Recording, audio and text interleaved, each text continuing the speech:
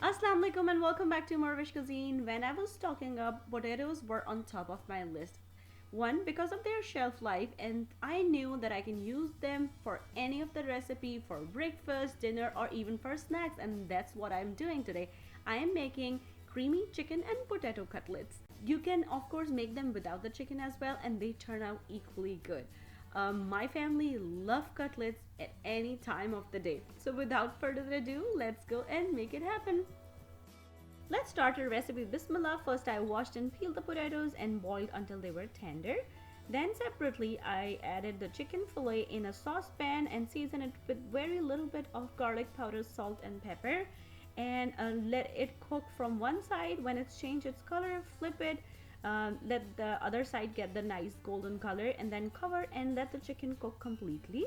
And then I took it out, shredded it, and put this chicken on the side. Separately, I mashed the potatoes as well. Now everything is ready, and I'm adding that shredded chicken into this mashed potatoes with some chopped cilantro and green chilies. Now separately, I'll make that sauce. For that, I'm melting up some butter and adding some all-purpose flour. Season it with some salt and black pepper powder. I forgot to add mustard powder at this step, so you just add the mustard powder as well and cook until the flour is cooked through on a very slow flame. Now I'm adding milk and stirring continuously.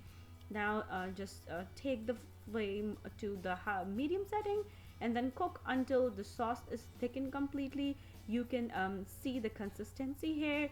So when it's completely cooked and thickened, just transfer this cooked sauce onto your prepared mixture, and while it's hot, just mix everything well. So remember, I told you I forgot to add the mustard powder, so I'm adding the mustard powder at this step, and then just mixing everything completely. Now let the mixture cool down completely, then grab a handful of a mixture and start rolling into a ball in between your palm. When it's smoothened out completely, just flatten that ball and you have a smooth cutlet.